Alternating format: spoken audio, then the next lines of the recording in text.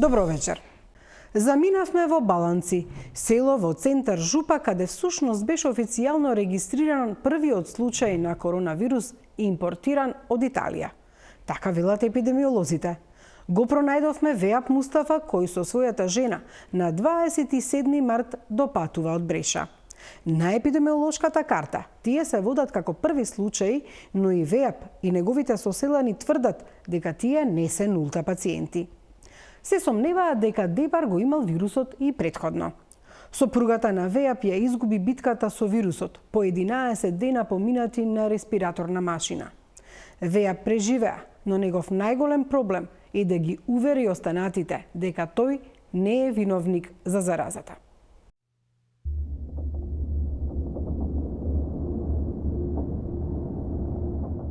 Повеќе од 15 часа трае патувањето со автомобил, а уште подолго со автобус од италијанскиот град Бреша до Дебар.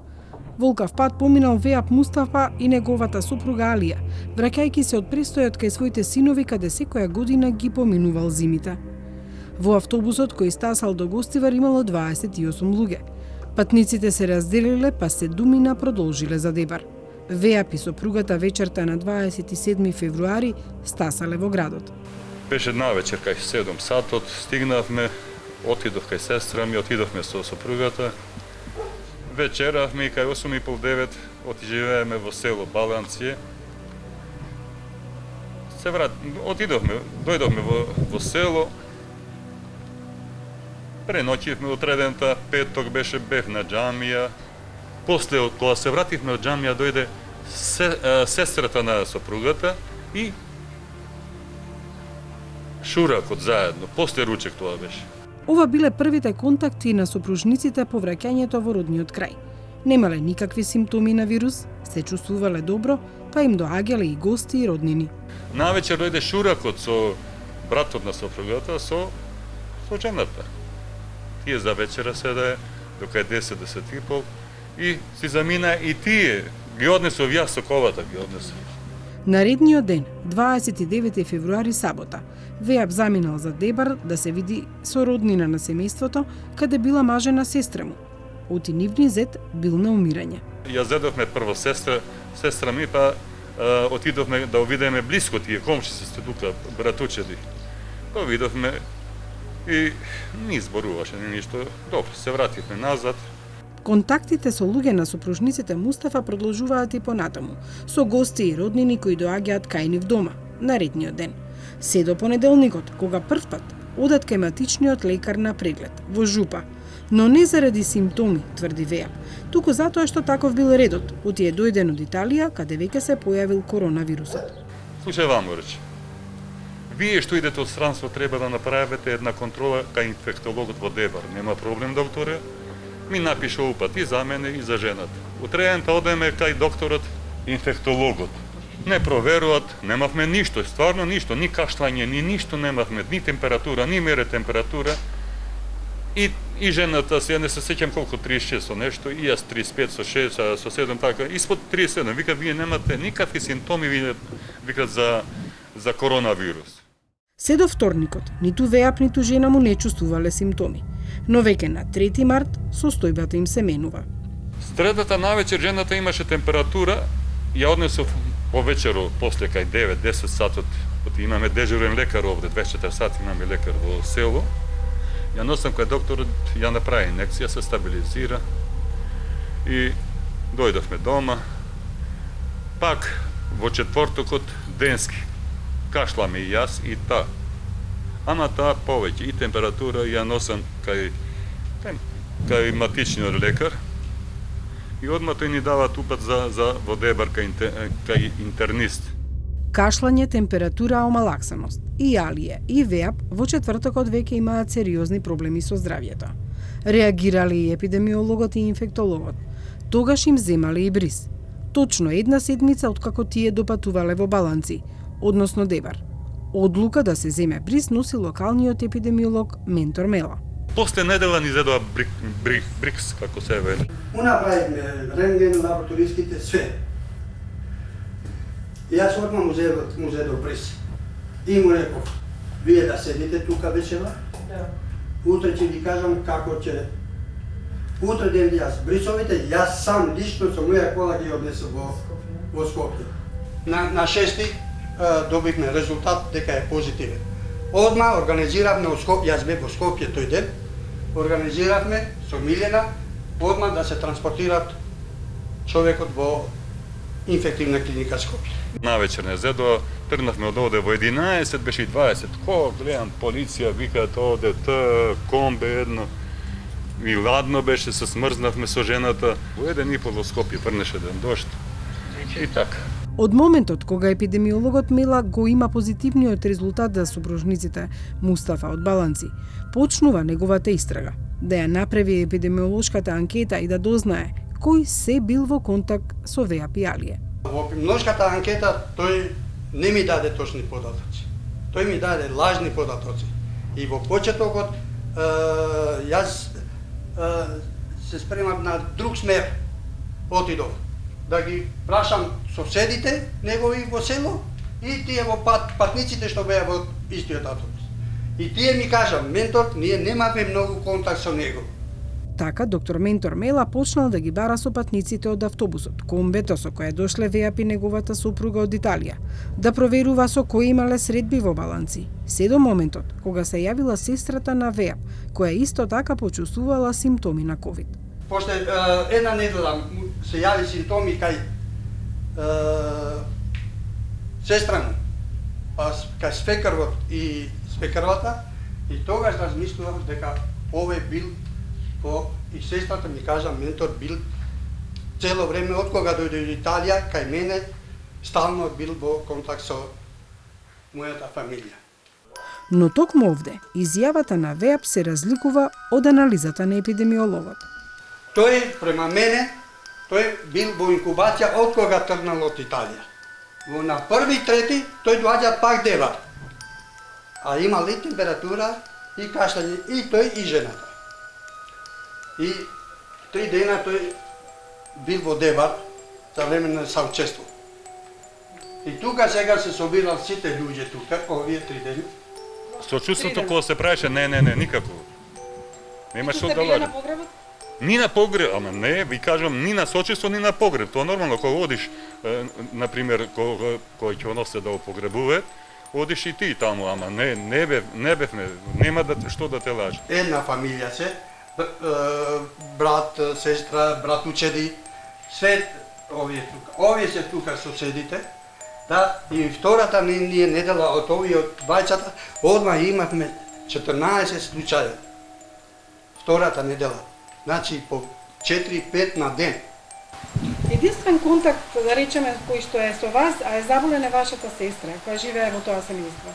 Да, таму беше. Да, само велите вие не од мене, можно е да ја добила болеста во семејството. Јас сумњам само на нивното семејство, оти тие беа 16 души само од иста фамилија. Со моја многу истражување ги најдов и другите контакти од него. Да, и му реков на министерот и со Милена. Тешките случаите ќе ги носиме во Скопје. Ние немаме оделение, инфективно оделение во Девар. Полесните случаи, како ќе поставиме ментор да ги држиш дома. Интересно е што сите испитани контакти на ВЕАП, кои се направени со патниците од автобусот, комбето, гостите кои им доаѓале во Баланци, како и со селаните, се покажале негативни. Единствената заразена е сестрата на ВЕАП. Јас гарантирам со живот дека од таму вирус не донесов. Вирусот го земат во Дебар.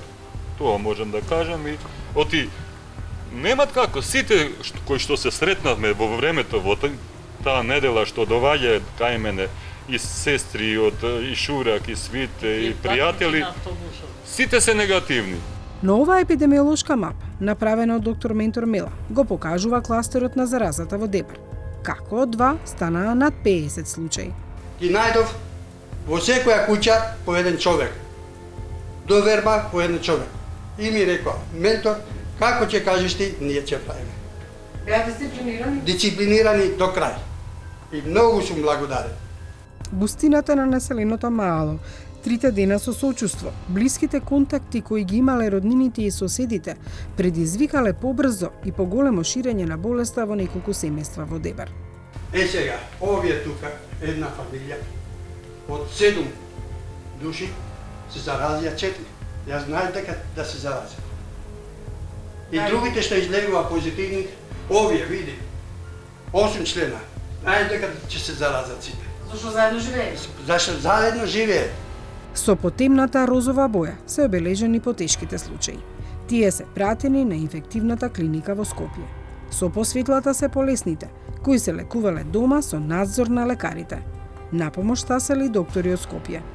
Многу ми помогна кога дојде професорот Миле Босилковски од инфективна клиника Скопје. И беше десна рака на мене. И со него куќа по куќа, куќа по куќа. Немате излигување. Брисови дома. Јас ќе видувам дома. Не сакам да ми дојдете во болница. Кога бевме на инфективна повеќе и беше, изгубивме апетит и јас исто бев, ниту јадевме, јадењето ќе дојдеше така, го враќавме со јогурт, ја дава во устата по ме виде еднаш докторот, тој беше Илир Демири, да. Не умираш, викат од тоа. Умираш од тоа, ти кислород држевме 24 сати и јас и таа. Со голема мачнина, ВЕАП ги раскажува деновите поминати на инфективната клиника. На почетокот со супругата биле сместени во една соба, но како поминувало времето, незината состојба се влошувала. Бевме во една соба со жената.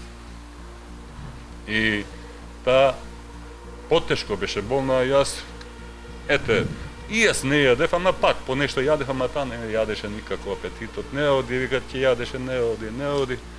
И што направа, мене многу ми е криво што иш да ми каже, и се плаче.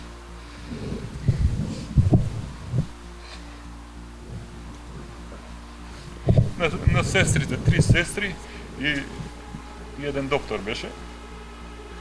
Ми викат, сестри, вие ќе стварите од ВЕАП, па ќе го носите во друга соба. А иш да ми кажат не. Барем да се видам со жената. Алија е ставена на респираторна машина. Незината состојба станува критична.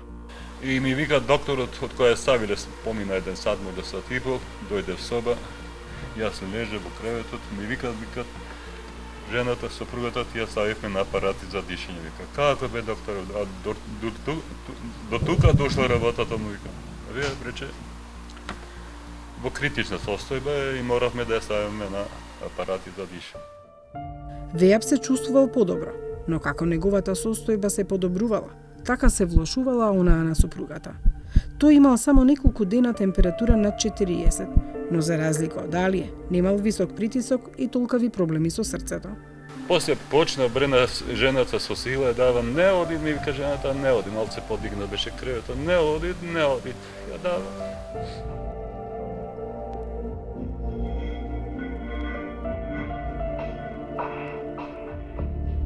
Црните кругови на оваа мапа го означуваат најтешкото – починатите. Тројца дебарчани и Алија Мустафа, сопругата на ВЕАП, починаа од коронавирусот. Епидемиологот најтешко го доживувал моментот кога некој од нив го молел за спас, да го излечи, а тоа не било во моќта на доктор Ментор. Овие сите беа во тешка состојба, коморбидитет, сите беа и сега на едниот многу ми е вака уште, кога ми рече Ментор спаси ме. Иако во светски рамки, поголем бројот заразените се мажи одошто жени, во Македонија, особено во Дебар, состојбата е обратна.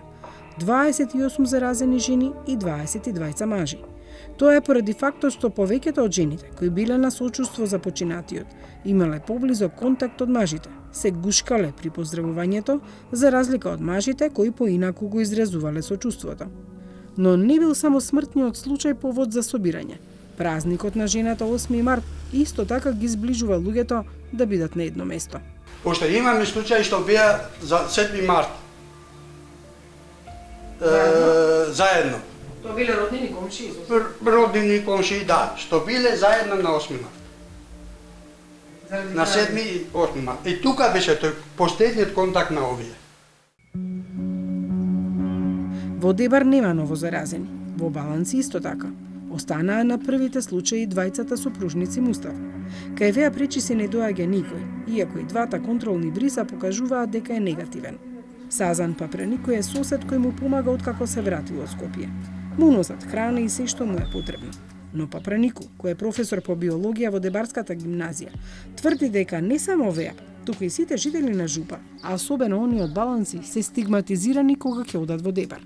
Тој смета дека попусто го обвинуваат Веа по тие нулта пациентот, затоа што според него никој во Баланци не е заразен. Во Дебар се направи една голема несакана работа. Баланци се направи извор, не е така. Ако е биден со вирусот е биден во Дебар или е пренесен во друго место во Дебар, не од Баланци. Папранику се надева дека ќе се направи истражување кое ќе покаже дека некој друг го донел вирусот во Дебар или пак таму го имало порано. Значи, ова брига на граѓаните во Дебар треба да им го скинат, дека не е така, нека го барат изворот од друго место. Баланци и центар Жупа се речиси споени. Општината која официјално брои околу 6.000 жители е мала, но бројот на жителите е уште помал затоа што 2/3 се во Италија. Кога се потврдило дека семејството Мустафа е позитивно на ковид, веднаш се превземени мерки, вели градоначалникот Аријан Ибраим. Кога беа само од нашите случаеви двајца беше малку потешко, бевме сами, останати сами тука. За среќа имавме неколку наставници што веќе имаа некои податоци што е коронавирус и со нивна брза интервенција ние уште дента извршивме дезинфекција на верскиот објект џамијата во село Баланци, на куќата на Веа и цела улица каде што тие се движеве. За утре дента се спремивме децата од село Баланци и ги пуштивме дома, не ги примивме во училиште. Вработените од тоа село им кажавме да не изреагуваат.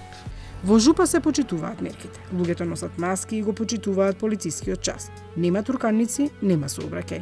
Нашите сограѓани навистина ја сватија озбилно. Навистина се однесуваат дисциплинирано и во моје име и во име на општината навистина им се заблагодарувам на сите граѓани, оти навистина беа совесно се однесува и дисциплинирани во целиот тој случај.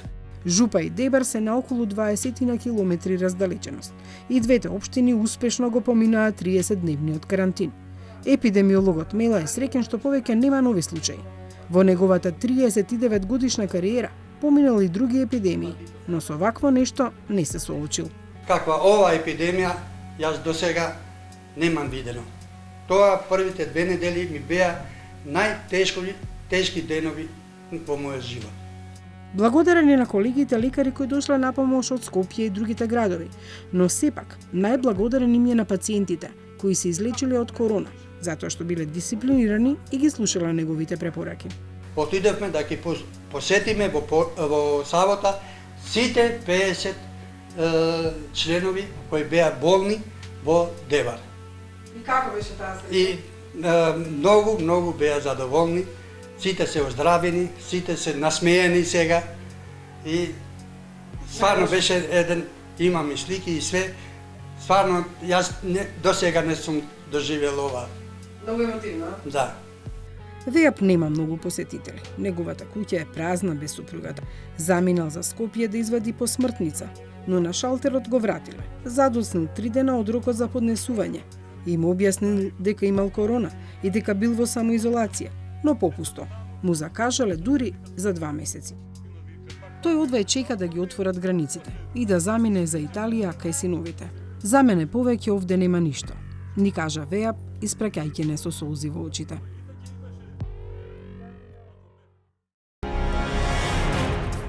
Се заразија лекувајќи болни, оздравеа и сега се дел од тимот кој го спроведува скринингот на населението во Дебар.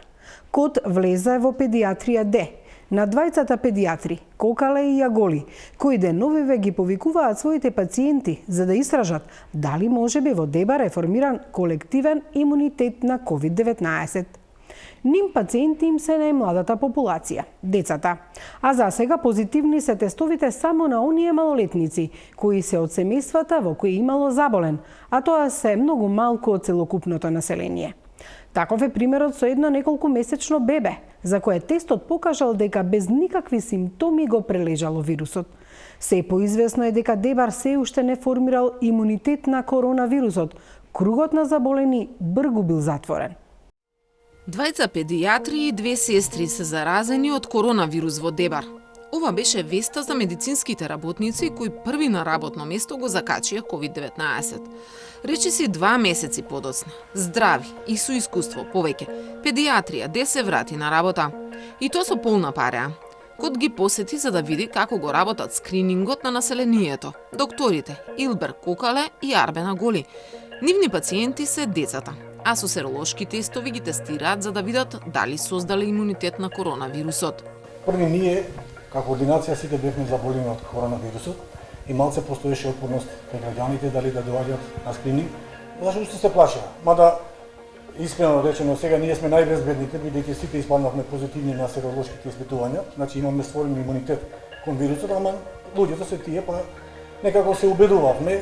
Ние како тим, што бевме зафатени со ова проблематика, имавме, мислам, малку тешко да се изведува, нормално дека има и стоп кај некои родители, дека сега нашите деца се добри, па да не ни се заразуваат во педијатрија Д.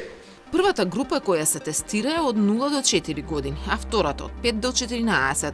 Но оние дечиња кои ги затекнавме таму се исплашија да ги снимаме, како им земаат капка крв. А тестовите се токму такви, брзи и покажуваат дали некое дете го поминало вирусот. Се зема крв, капка крв и се става во плочицава и после се стават уште 2 капки од реагенсот. Ако имаме 2 траки, значи тоа е позитив. Позитив значи го има поминато или имало контакт со пациент заразен од COVID-19. Се соочувавме со разни ситуации, бидејќи тоа се мали дечиња, па кога ќе ги босниш, па ти ја трга раката, па можеш да чистиш, па да фатиш капка крв, али успеавме. Дебар повеќе од 2 недели живее без ниту еден заразен од корона. Во петокот го регистрираше и последниот оздравен кој е лаборантка, а лабораторијата била во целосна изолација. Па сега за сега Дебар е целосно чисто подрачје. Денеска му зедов втор контролен бриз, прв контролен бриз му беше негативно и денеска му зедов втор контролен бриз, мислам дека ќе излезе негативно и ние вкупно имаме 33 на домашно лекување кои има веќе се оздравени. Градот ги живее рамазанските пости, а препораките за верниците се да не се собираат ниту во верските објекти, ниту на побројни фамилиарни вечери. Тоа што целосниот карантин е укинат, може да биде проблем за епидемиолозите, за болеста повторно да не се врати. По мој, ваквите мерки да продолжат уште малку, пошто ние ако се движиме, знаеме во соседите, во Струга, во Охрид, Гостивар, Тетово, Скопје, одиме често, има случаи. Може пак некој случај да се импортира пак во Дебар. Спротивно на ова, дебарчани едва и дочекаа карантинот да се релаксира. Чаршијата живнува, но е далеко од нормалното. Луѓето ги мачи и короната, но и безпарицата. Трговците, дуќанџиите, занетчиите бројат загуби. Ги отвориме така, ама нема, за буштери нема. Джабе. Не, криза немат пари. Треба да се јади, да се живи. Па нема ни еден човек, види како. Не овде, било кај ќе одиш. Што ќе правиме, тоа е се. Мора да се издржите. Ако треба нешто дека е добро, мора да се издржите. Не е тешко. Зашто да е тешко? Ми сме во куќи, во дворчето шеташ, вамо таму. Ќе поминеме. Во општината се уште се почитуваат мерките за предпазливост. Градоначалникот Хакуран Дука по професија е доктор, но сега, освен што треба да се грижи за здравието на граѓаните, мора да мисли и на економијата. Градот Дебар и така е мал град, општина Дебар е со мал буџет, исто така има и облигации спрема контракторите, така да во иднина гледаме дека ќе имаме многу проблеми економски и очекуваме од владата Дебар како што беше кризно подрачје, значи имаше посебни мерки превентивни, сакаме да се донесат и посебни економски мерки за Дебар и Центар Жупа. Инаку во Дебар до средата беа тестирани 2035 пациенти кои со тестови за скрининг преку матичните лекари се испитувани дали биле во блиски релации со луѓе заболени од корона или пак самите без симптоми ја прележале болеста и не знаеле за тоа. Скринингот има за цел да го открие колективниот имунитет, за да се докаже дали можеби населението во следниот бран на вирусот би било поотпорно на COVID-19. Насоките од Министерството за здравство се да се земе крв од 10% од населението. Постојат 3 групи на пациенти по години на кои им се земаат брисеви. Овие тестите се Министерството како го има дават. Не дават име, например, овој да му земаш.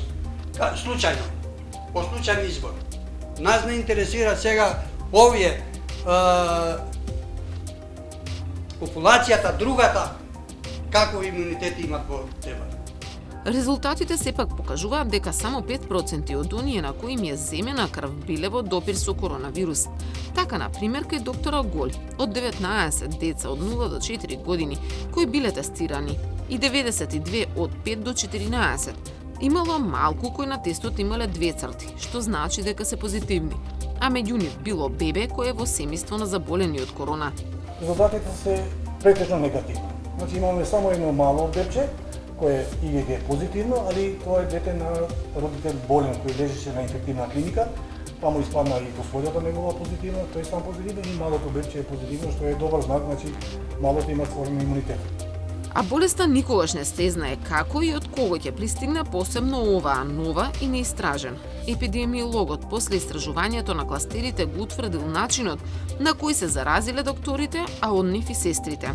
Во првата група што се заразиле, ги однеселе децата на преглед кај матичните лекари, двајцата педиатри. И тука бил контакт. Двајцата педиатри ги заразиле и 3 медицински сестри. Со оваа болест нема играчка, велат докторите. Покрај грижата за сопственото здравје, ги мачела и мислата за пациентите кои ги прегледувале, додека се уште не знаеле дека се заразени. Не беше лесно, сите зборувавме без паника, без страв, али наравно дека многу лоша слика остави ова COVID-19. Се гледа од мене, значи ослабнав 8 кила. Фала Богу, добро ја поминавме цела ситуација. Малце повеќе беше тешко на изолацијата дома. Немавме тешки симптоми. Ја поминавме цела ситуација многу лесно. Сем малку изнемоштеност, губење на апетит, на осет и на мирис, али ете, ние сме тука. Дебар повеќе не е жариште на COVID-19. Работите повторно се враќаат во нормала. На времено лоцирање на кластерите, ограничувањето на заразата само во фамилиите, каде првично се појави, и послушноста на граѓаните не го создаде имунитетот кај останатиот дел од жителите. Херметички повеќе Дебар не е затворен, па докторите сега се во страв дека епидемијата можеби ќе се врати ако се појави барем еден задоцнето откриен случај.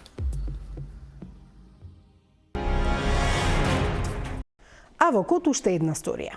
Живее во Скопје, а патува до Куманово, до работното место пеш. Полицајецот Боби Додевски од една страна е жртва на мерките поради корона кризата во кои владата го укина јавниот транспорт од и до Куманово, но од друга страна и на полициските структури. Приморан е да се снаоѓа како знае, бидејќи покрај тоа што барал не е прераспределен од регионалниот центар Белановце во Скопје. Сега мора да се снаоѓа како знае за да стаса на работа, а често пешачи и со километри. Една линија долга над 60 километри. Тоа е службениот пат на полицајецот Боби Додевски. Одење на работно место. Живее во Скопје, но работи во граничната полициска станица Белановци. Секојдневната рутина сега му ја смени вонредната состојба и епидемијата на корона. Па мора да оди на работа пеш. Се најдовме кај маđари, дотука стига со градски автобус на ЈСП и од тука главно продолжува пешки или ако има среќа со автостоп. Од 16.3, кога прв пат почнува да се редуцира јавниот превоз на релација Скопје-Куманово, одам автостоп, односно како ќе се снајдам. Подоцна, со одлука на владата, мислам дека беше од 23 или 24, се укинува јавниот превоз, со што јас немам никаков превоз да стигнам до Куманово. Од тогаш па надаму одам пешки. Односно, одам пешки кога ќе застане некој да ме собере, значи поаѓам од 2,5-3 сабајле за да можам да стигнам у 7,5 на работа.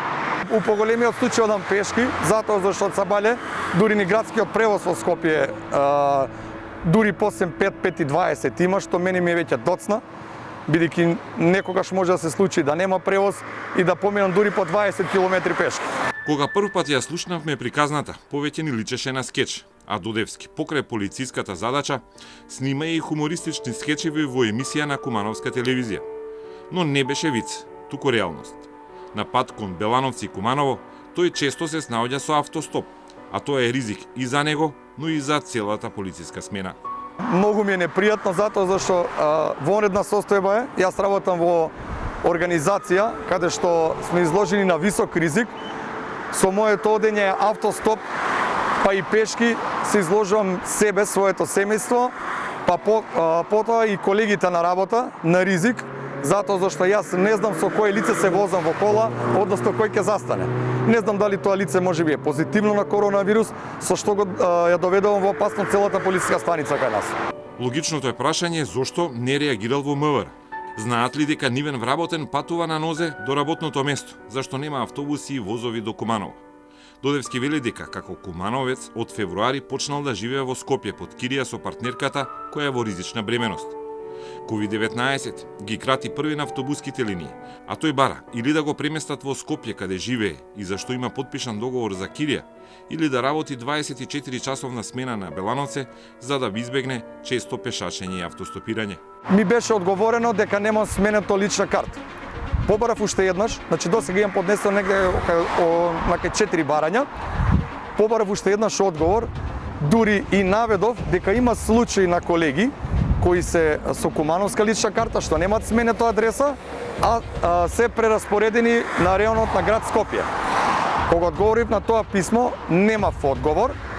Пред отприлика околу 3-4 дена ми рекоа дека е дадено во како се викаше оделението за човекови ресурси, управување со човекови ресурси, дека ќе се заврши тие кога ќе решат. Меѓутоа, времето си одминува, јас и понатака одам пешки. Има колеги што се од Куманово, а што работат на територија на град Скопје. Со неновата ситуација и со укинување на јавниот превоз, истите се прераспоредени во неблиската полициска станица по место на живење или по нивно барање. Значи, јас можеби сум единствениот што патува Скопје-Куманово, кој дури пешки оди, бидејќи немам своје возило. Во МВР се обративме пред 1 мај и поради празниците ни соопштија дека наводите на полицаецот Додевски ќе ни бидат одговорени после викендот. За случајот знаат и два синдикати чиј член е Додевски. Од полицискиот синдикат ни рекоа дека е разговарано за случајот и веќе има решение кој наредните денови ќе биде реализирано и подпишано. Од независниот полициски синдикат пак вела дека проблемот не е во граничната полиција, туку во врвот на МВР, каде не го решаваат проблемот. Решението кое досега од структурите на МВР му е понудено на Додевски е следното. Беше кажано дека треба да се снаоѓам сам да доаѓам на работа. А тој смета дека е мобинг кој му носи здравствени проблеми. Имам проблем со кичмата, имам проблем со нозете, затоа зашто 20 км скоро секој втор-трет ден не е малку. Несоница се јава бидејќи тоа е психички притисок. Сопругата е бремена веќе 4-ти месец, со што достави плюс потврда заради причина поради која барам да бидам прераспоредена тука. Значи проблемите се нижат само еден на еден, сега до кога ќе издржам тоа не знам. Решението го чека, доколку биде брзо може ќе стане скопски полицаец. Ако е поспоро, тогаш ќе истера уште некој службен пат пешки од Скопска Кисела Вода до Белановце. Ова беа вечерашните стории во Код. Се гледаме идната недела во исто време. Имајте пријатна вечер.